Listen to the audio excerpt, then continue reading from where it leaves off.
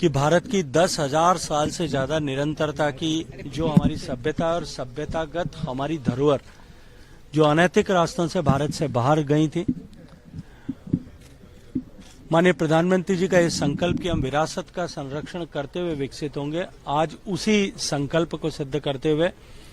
माननीय प्रधानमंत्री जी के सतत मार्गदर्शन के चलते हुए हम उनके कूटनीतिक प्रयासों के चलते हुए हम जो ऐसी धरोहरों को ऐसे जो है हमारी ऐतिहासिक एंटिक्विटीज को जो भारत लाने का क्रम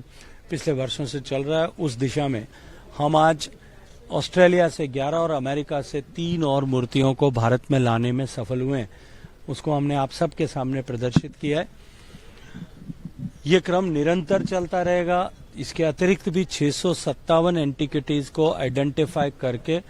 और हमने अमेरिका के साथ में जिस तरह की चर्चा की, यूएस गवर्नमेंट ने, यूएस एनफोर्समेंट एजेंसीज ने उनको भारत के दूतावास को अमेरिका में सुपुर्द कर दिया है, उनको लाने की प्रक्रिया भी प्रारंभ होगी है। 657 एंटिक्विटीज उसके बाद में भारत आएंगी।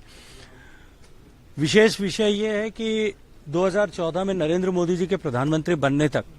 देश में मात्र 13 ऐसी एंटिक्विटीज भारत में लौट करके आई थी, लेकिन 2014 से इस विषय पर जब गंभीरता से प्रधानमंत्री जी ने स्वयं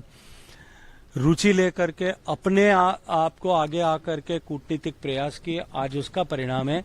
कि जो 13 का आंकड़ा था वो आंकड़ा 668 तक पहुंच गया। 657 उसमें अभी और जुड़ने वाले। सलाह करती हो कि आने से भारत या टूरिज्म को कितना बढ़ावा मिलने वाला है? लेकिन निश्चित रूप से जब भारत की संपदा, भारत की पुरातात्विक संपदा भारत लौट करके आती है,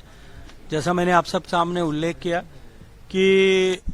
जो पिछले वर्ष हम भारत में से बाहर गए,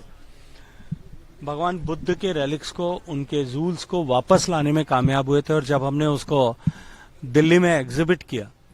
अब तक उस प्रदर्शनी को 2 लाख से ज्यादा लोगों ने, देश विदेश के लोगों ने आकर के देखा है, दुनिया भर के बुद्ध मतावलंबियों ने आकर के उसको देखा है। तो निश्चित ही वो आने से, उनके भारत लौटने से जो है पर्यटन को और भारत के सांस्कृतिक गौरव के पुनर्स्थापन को निश्चित बल मिलता है।